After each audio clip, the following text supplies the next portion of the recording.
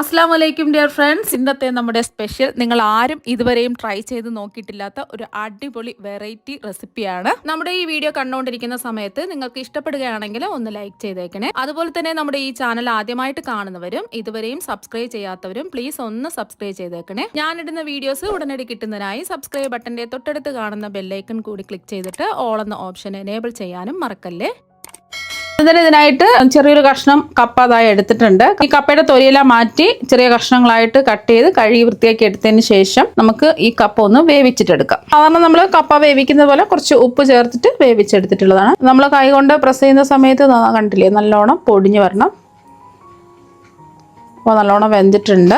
പിന്നെ അടുത്തതായിട്ട് നമുക്ക് വേണ്ടത് പൈനാപ്പിൾ ആണ്. ഞാനിപ്പോൾ മീഡിയം സൈസ് ഒരു പൈനാപ്പിളാണ് എടുത്തിട്ടുള്ളത്. ഒരു 800 ഗ്രാം ഒക്കെ ഉണ്ടാവും. പൈനാപ്പിളിന്റെ തൊലിയെല്ലാം ഒന്ന് ചെത്തി മാറ്റിയതിന് ശേഷം ചെറിയ കഷ്ണങ്ങളായിട്ട് ഒന്ന് കട്ട് ചെയ്തെടുക്കാം. അപ്പോൾ പൈനാപ്പിളും ചെറിയ കഷ്ണങ്ങളായിട്ട് ഒന്ന് കട്ട് ചെയ്ത് എടുത്തിട്ടുണ്ട്. ഇതിന്റെ നടുവിലുള്ള ആ ഒരു ഭാഗം കട്ട് ചെയ്ത് മാറ്റിയിട്ട് വേണം ചെറിയ കഷ്ണങ്ങളായിട്ട് കട്ട് ചെയ്തെടുക്കാം. നമ്മൾ കട്ട് ചെയ്തെടുത്ത പൈനാപ്പിൾ ഒരു മിക്സിയുടെ ജാറിലേക്ക് മാറ്റിയിട്ടുണ്ട്. ഇനി നല്ലതുപോലെ ഇതൊന്ന് അടിച്ചെടുക്കാം. പൈനാപ്പിൾ ഒട്ടും വെള്ളം ചേർക്കാതെ നല്ലതുപോലെ പേസ്റ്റ് പരുവത്തിന് അടിച്ചെടുത്തിട്ടുണ്ട്.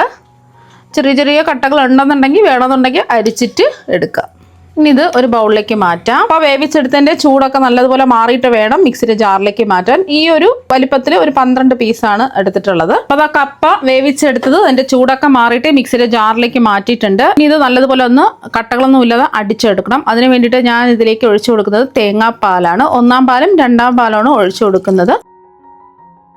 1.5 കപ്പ് ചിരകിയ തേങ്ങയിലേക്ക് 1 കപ്പ് വെള്ളം ഒഴിച്ചിട്ട് ഒന്ന് അരിച്ചെടുത്തിട്ടുള്ള 1-ാം പാലും വീണ്ടും ആ തേങ്ങ കൊത്ത് അരിച്ചെടുത്തതിന് ശേഷം മിക്സിയുടെ ജാറിലേക്ക് മാറ്റുക. എന്നിട്ട് വീണ്ടും 1 കപ്പ് വെള്ളം ഒഴിച്ചിട്ട് 30 സെക്കൻഡ് ഒന്ന് അടിച്ചെടുത്തിട്ടുള്ള 2-ാം പാലുമാണ് എടുത്തിട്ടുള്ളത്. ഇത് നല്ലതുപോലെ പേസ്റ്റ് പരുവത്തിന് ഒന്ന് അടിച്ചെടുക്കാം. അപ്പൊ കപ്പയും കട്ടകളൊന്നുമില്ല, നല്ല ക്രീം പരുവത്തിന് പേസ്റ്റ് പോലെ അടിച്ചെടുത്തിട്ടുണ്ട്.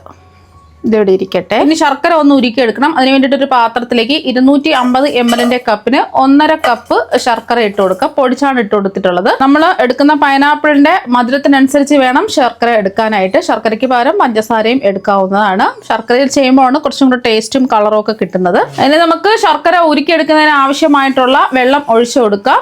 1 കപ്പ് വെള്ളമാണ് ഒഴിച്ചു കൊടുത്തിട്ടുള്ളത്. മധുരത്തിനനുസരിച്ചിട്ടുള്ള ശർക്കര എടുക്കുക. അപ്പം പൈനാപ്പിൾ നമ്മൾ എടുക്കുന്ന പൈനാപ്പിൾ നല്ല മധുരമുള്ള പൈനാപ്പിൾ ആണെന്നുണ്ടെങ്കിൽ മാത്രം 1.5 കപ്പ് ശർക്കര എടുത്താൽ മതിയാവും. പക്ഷെ പുളിപ്പുള്ള പൈനാപ്പിൾ ആണെന്നുണ്ടെങ്കിൽ ഒരു 2 കപ്പ് ശർക്കരയെങ്കിലും എടുക്കേണ്ടി വരും. അപ്പം ഞാൻ എടുത്തിട്ടുള്ള പൈനാപ്പിൾ നല്ല മധുരമുള്ള പൈനാപ്പിൾ ആയതുകൊണ്ടാണ് ഞാനിപ്പോൾ 1.5 കപ്പ് ശർക്കര എടുത്തിട്ടുള്ളത്. മീഡിയം ഫ്ലെയിം വെച്ച് കൊടുക്കുക. അപ്പം ശർക്കര എല്ലാം ഉരുകി വന്നിട്ടുണ്ട്. ഒരു നൂൽ പാവൊന്നും ആവേണ്ട ആവശ്യമൊന്നുമില്ല. ഇനി ഇത് മാറ്റി വയ്ക്കാം. ഇനി ചൂടായി കിടക്കുന്ന ഒരു കടായിലേക്ക് 1 ടേബിൾ സ്പൂൺ നെയ്യ് ഒഴിച്ചു കൊടുക്കാം. നെയ്യ് ഒന്ന് ചൂടായതിന് ശേഷം ഇതിലേക്ക് നമ്മൾ അടിച്ചെടുത്ത് വെച്ച പൈനാപ്പിൾ അങ്ങ് ചേർത്ത് കൊടുക്കാം. ആ പൈനാപ്പിളിൻ്റെ ആ ഒരു പച്ചക്കുത്തലൊക്കെ ഒന്ന് മാറി കിട്ടുന്നത് വരെ ഒന്ന് ഇളക്കി കൊടുക്കാം. മീഡിയം ഫ്ലെയിമിൽ വെച്ചിട്ട് ഒരു 2 മിനിറ്റ് ഇതുപോലെ ഒന്ന് ഇളക്കി കൊടുക്കുക. ഇപ്പോൾ ഒരു 2 മിനിറ്റ് ഒന്ന് ഇളക്കി കൊടുത്തിട്ടുണ്ട്. അപ്പോൾ നല്ലൊരു മണം വരുന്നുണ്ട്. ഈ ഒരു സമയം ഇതിലേക്ക് നമ്മൾ ഉരുക്കി വെച്ചിരിക്കുന്ന ശർക്കര പാനി ഒഴിച്ചു കൊടുക്കാം.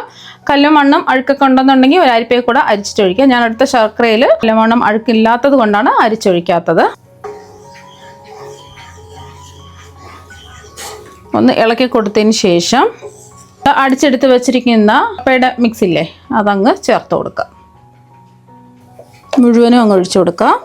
ഒന്ന് ഇളക്കി യോജിപ്പിക്കുക.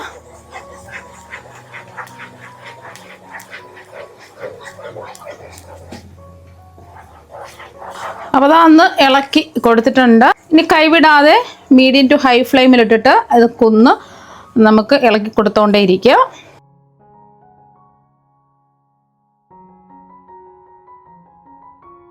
അപ്പോൾ നമ്മൾ മീഡിയം ടു ഹൈ ഫ്ലെയിമിൽ വെച്ചിട്ട് ഇളക്കി കൊടുക്കാൻ തുടങ്ങിയിട്ട് ഒരു 5 മിനിറ്റ് ആയിട്ടുണ്ട്. കുറച്ച് ഒന്ന് കുറുകിയൊക്കെ വന്നിട്ടുണ്ട്. വീണ്ടും നമുക്ക് കൈവിടാതെ ഇളക്കി കൊടുക്കാം. വേണമെന്നുണ്ടെങ്കിൽ കുറച്ച് നെയ്യും കൂടെ ചേർത്ത് കൊടുക്കാം. അപ്പോൾ സൈഡിലൊക്കെ പറ്റി പിടിച്ചിരിക്കുന്നത് ഇതുപോലെ ഒന്ന് ഇളക്കിയിട്ട് കൊടുക്കുക. ഒരു 2-3 മിനിറ്റ് ഇളക്കി കൊടുത്തിട്ടുണ്ട്. നമ്മൾ എടുക്കുന്ന കപ്പ നല്ല മാവുള്ള കപ്പയാണെന്നുണ്ടെങ്കിൽ പെട്ടെന്ന് തന്നെ ഇത് റെഡിയായി കിട്ടും. വേവ് കുറഞ്ഞ കപ്പയാണെന്നുണ്ടെങ്കിൽ കുറച്ച് സമയം എടുക്കും ഇത് റെഡിയായി കിട്ടാൻ. അപ്പോൾ 2-3 മിനിറ്റും കൂടെ ആകുമ്പോൾ റെഡിയായി കിട്ടും. പിന്നെ ഇതിലേക്ക് നിങ്ങൾക്ക് നെയ്യ് വേണമെന്നുണ്ടെങ്കിൽ ചേർത്ത് കൊടുക്കാം. ഞാനിപ്പോൾ നെയ്യ് ചേർക്കുന്നില്ല. കാരണം എന്ന് വെച്ചാൽ നമ്മളിതിൽ തേങ്ങാപ്പാൽ ഒഴിച്ചു കൊടുത്തതുകൊണ്ട് ഒരുപാട് നെയ്യൊന്നും ചേർക്കേണ്ട ആവശ്യമില്ല. വീണ്ടും നമുക്ക് ഇളക്കി കൊടുത്തോണ്ടിരിക്കാം. ഇപ്പോൾ ഒരു 3 മിനിറ്റും കൂടെ ആയിട്ടുണ്ട്. ഇപ്പോൾ കണ്ടില്ലേ, കടായിൽ നിന്ന് ഇതുപോലെ വിട്ട് വരുന്നുണ്ട്. ഈ ഒരു സമയം ഒരു 1/2 ടീസ്പൂൺ ഏലക്കപ്പൊടി ചേർത്ത് കൊടുക്കാം. ഇത് ഏലക്കയുടെ ആ ഒരു സീഡ് മാത്രം പൊടിച്ചെടുത്തിട്ടുള്ളതാണ്. പഞ്ചസാരയും കൂട്ടി ചേർത്ത് പൊടിച്ച ഏലക്കപ്പൊടിയാണെന്നുണ്ടെങ്കിൽ 1 ടീസ്പൂൺ ചേർത്ത് കൊടുക്കാം. ഇനി പെട്ടെന്ന് തന്നെ റെഡിയായി കിട്ടും. നമുക്ക് കുറച്ച് നട്ട്സ് ചേർത്ത് കൊടുക്കാം. 1 ടേബിൾ സ്പൂൺ കശുവണ്ടി ചെറുതായിട്ട് കട്ട് ചെയ്ത് ചേർക്കാം. ഇനി 1 ടേബിൾ സ്പൂൺ പംകിൻ സീഡും സൺഫ്ലവർ സീഡും കൂടി ചേർത്ത് കൊടുക്കാം. ഇത് കാണാൻ ഒരു ഭംഗിക്ക് വേണ്ടിയിട്ടാണ് ഇട്ട് കൊടുക്കുന്നത്, വേണം നിർബന്ധമൊന്നുമില്ല. കുറച്ച് എള്ളുണ്ടെന്നുണ്ടെങ്കിൽ 1 ടീസ്പൂൺ എള്ളും കൂടി ചേർത്ത് കൊടുക്കുക. നട്ട്സ് ഒന്നും ഇല്ലാന്നുണ്ടെങ്കിൽ നിലക്കടല ഉണ്ടെന്നുണ്ടെങ്കിൽ ചെറിയ കഷ്ണങ്ങളായിട്ട് ഇത് ചേർത്ത് കൊടുത്താലും മതി. ഒന്ന് ഇളക്കി കൊടുത്തതിന് ശേഷം ഇതിലേക്ക് വേണമെന്നുണ്ടെങ്കിൽ മാത്രം കുറച്ച് നെയ്യ് ചേർത്ത് കൊടുക്കാം. അപ്പോൾ തേങ്ങാപ്പാൽ ചേർത്തുകൊണ്ട് ഒരുപാട് നെയ്യിൻ്റെ ആവശ്യമൊന്നുമില്ല. 1 ടീസ്പൂൺ നെയ്യ് ഒഴിച്ചു കൊടുത്ത് ലാസ്റ്റിൽ ഒന്ന് ഇളക്കി കൊടുക്കാം. നല്ല സ്മൂത്തായിട്ട് നമുക്ക് ഇത് കിട്ടും. നല്ല സ്മൂത്തായിട്ട് നല്ല കാണാൻ നല്ല ഭംഗിയായിട്ട് ഇതാ കിട്ടിയിട്ടുണ്ട്. ഇതുപോലെ കടായിൽ നിന്ന് ഇതാ വിട്ട് വരണം. ഇതാണ് ഇതിൻ്റെ പാകം എന്ന് പറയുന്നത്. ഇതൊന്ന് സെറ്റ് ചെയ്ത് എടുക്കുന്നതിന് വേണ്ടിയിട്ട് ഞാനിപ്പോൾ ഒരു കേക്ക് ടിന്നിൽ ഒന്ന് ബ്രഷ് ചെയ്ത് കൊടുത്തതിന് ശേഷം കുറച്ച് നട്ട്സ് ഒന്ന് വിതറി കൊടുത്തിട്ടുണ്ട്. കാണാൻ ഒരു ഭംഗിക്ക് വേണ്ടിയിട്ട് മാത്രമാണ് നട്ട്സ് ഇതുപോലെ വിതറി കൊടുത്തിട്ടുള്ളത്. ഇനി നമ്മൾ ആ ചൂടോട് കൂടി തന്നെ ഇത് ആദ്യമേ ഈ പാത്രം ഒന്ന് സെറ്റ് ചെയ്ത് വെക്കുക. കേക്കിൻ്റെ ടിന്ന് വേണമെന്ന് നിർബന്ധമൊന്നുമില്ല, ഏതെങ്കിലും ഒരു പാത്രം എടുത്താൽ മതി. എന്നിട്ട് കേക്ക് ടിന്നിലേക്ക് ആ ചൂടോട് കൂടി തന്നെ പെട്ടെന്ന് ഒഴിച്ചു കൊടുക്കുക. കാരണം എന്ന് വെച്ചാൽ ഇത് പെട്ടെന്ന് തന്നെ സെറ്റായി കിട്ടും. കപ്പ് ആയതുകൊണ്ട് പെട്ടെന്ന് സെറ്റായി കിട്ടും.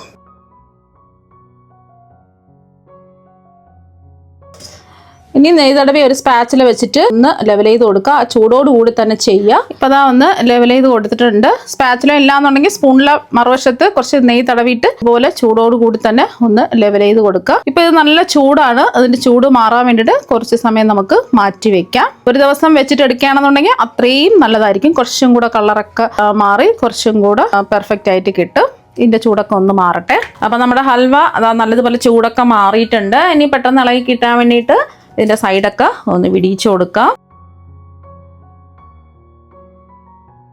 ഇനി ഒരു പാത്രത്തിലേക്ക് മാറ്റാം. ഇനി മെല്ലെ ഒന്ന് തുറന്ന് നോക്കാം. അടിപൊളിയായിട്ട് കിട്ടിയിട്ടുണ്ട്. കാണാനും നല്ല ഭംഗിയായിട്ടിരിപ്പുണ്ട്. നമുക്കിത് ഇഷ്ടമുള്ള ഷേപ്പിൽ കട്ട് ചെയ്തെടുക്കാം. കട്ട് ചെയ്യുമ്പോൾ തന്നെ നമുക്ക് മനസ്സിലാക്കാൻ പറ്റും നല്ല സോഫ്റ്റ് ആയിട്ടാണ് ഇരിക്കുന്നത്. ഈ ഹൽവ തയ്യാറാക്കാൻ വേണ്ടിയിട്ട് അരിപ്പൊടിയോ റവയോ മൈദയോ ഗോതമ്പ് പൊടിയോ കോൺഫ്ലോറോ ഒന്നും ചേർക്കാതെ വെറും പൈനാപ്പിളും കപ്പയും വെച്ചിട്ടാണ് ഈ ഹൽവ തയ്യാറാക്കി എടുത്തിട്ടുള്ളത്. ഇനി നമുക്ക് കട്ട് ചെയ്ത പീസ് അങ്ങ് എടുക്കാം. അടിപൊളിയായിട്ട് കിട്ടിയിട്ടുണ്ട്. നല്ല ജെല്ലി പോലെ സോഫ്റ്റ് ആയിട്ടാണ് ഇതിരിക്കുന്നത്. അപ്പോൾ വളരെ പെട്ടെന്ന് റെഡിയാക്കി എടുക്കാൻ പറ്റുന്ന കപ്പയും പൈനാപ്പിളും വെച്ചിട്ടുള്ള ഹൽവ ഇതിവിടെ റെഡി ആയിട്ടുണ്ട്. നല്ല സോഫ്റ്റ് ആയിട്ടാണ് ഇരിക്കുന്നത്. നല്ല സൂപ്പർ ടേസ്റ്റ് ആണ്. അപ്പോൾ നിങ്ങൾ എന്തായാലും ഇതുപോലെ പൈനാപ്പിളും കപ്പയും വെച്ചിട്ടുള്ള ഹൽവ ഒരു പ്രാവശ്യം ഒന്ന് ട്രൈ ചെയ്ത് നോക്കാം. തീർച്ചയായും നിങ്ങൾക്ക് എല്ലാവർക്കും ഒരുപാട് ഇഷ്ടമാകും. അപ്പോൾ നമുക്ക് മറ്റൊരു വെറൈറ്റി വീഡിയോ ആയിട്ട് വീണ്ടും കാണാം. താങ്ക്